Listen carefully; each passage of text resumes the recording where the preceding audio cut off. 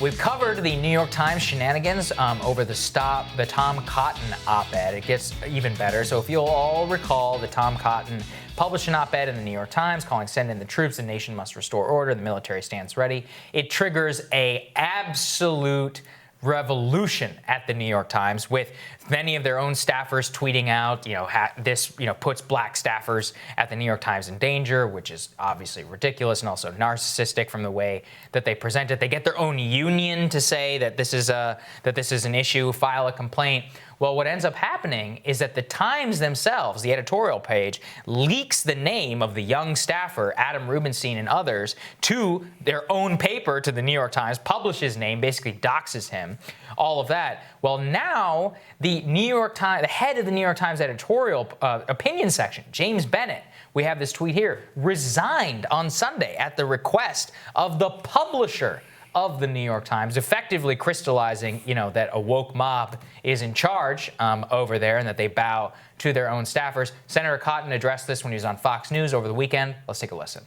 The New York Times editorial page editor and owner defended it in public statements, but then they totally surrendered to a woke child mob from their own newsroom that apparently gets triggered if they're presented with any opinion contrary to their own. And the best part, Krystal, as I think we all know how you feel about that, is that you can see the smile on Cotton's face. This is great for him, right? Delighted. He's raised tons of money, right? Yeah. He doesn't even have According to Dave Weigel, has quintupled his fundraising, around $200,000.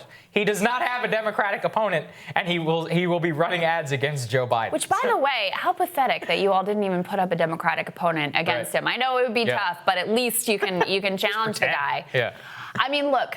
Obviously, I do not agree with his perspective about sending the military. I think that in a normal time, I think that conversation, you could potentially make a case, should be out of bounds. When you have the president, when you have United States senators and many members of the Republican Party who agree with the sentiment, it is frightening to me that you can't even publish that in the paper without this massive. Look, a backlash is fine. I actually have no issue with the staffers tweeting out their opinions, with expressing their views, with being uncomfortable with it. But the way that they handled this was really frightening and completely abhorrent. I mean, first of all, as you point out, that basically they tried to avoid any responsibility for their own role in decision-making, in fact-checking this and putting it They commissioned it. They asked him. They asked him to do it. And so they try to completely abdicate responsibility, throw it off on this one young staffer, as if the New York Times would only have one person, relatively young, on the staff who would commission this, who would fact-check it, who would give it the go-ahead, who would place in the paper. It's ridiculous. It's insane. So they try to abdicate responsibility. And look, if Bennett was asked to resign because of that failure, I actually would be okay with it, but I don't think that's what it was. I think he was asked to resign because they dared to commission this piece in the first place. And again, I think that this piece was it was very cherry-picked in terms of the facts that were presented. I think it was sort of propagandistic. That goes down to their own judgment standards of how they edited the piece and what they allowed to run.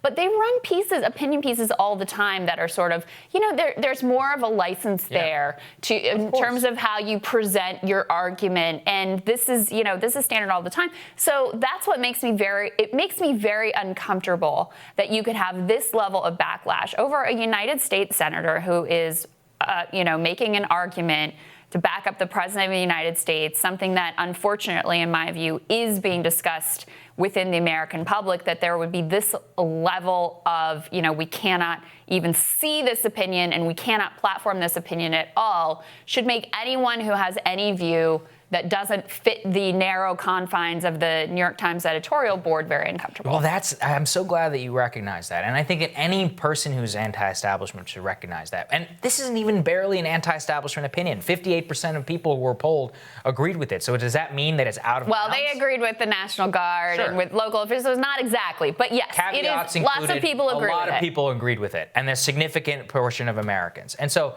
let's just put that on the table. But as you said, if the reporters want to tweet about it, fine. Like, actually, fine. Yeah. But it's not the tweeting. They were trying to get it removed. They got what they wanted. They got the head of the editorial board fired. They added some ridiculous line, some editor's note about how it didn't fit standard. I mean, look, you want to know some of the crap that they published in the New York Times opinion section? We can dredge up plenty of examples just from last week. And we understand, too, that this type of ideology to try and constrain the boundaries of what is acceptable and what is not works against any person trying to fundamentally change the system. Because this is populated by people like, we've talked about before, Jamel Bouie, who tried to hijack your own progressive label, saying, hey, look at the Virginia governorship. See how progressive it is when Democrats are in charge? And what did they do, Krystal? They're going to remove the Robert E. Lee statue. They're still 51st in the nation. Last in the country in terms of workers' issues. Yeah, that's exactly right. Yeah, and I mean, it reminds me too, we covered this kind of Byzantine, Chrissy Teigen, Marie Kondo controversy with one of their writers for their cooking section. Is not, a section that I really frequent that much, but she ends up having to leave because she made some comments that were out of bounds in terms of the conversation that was allowed.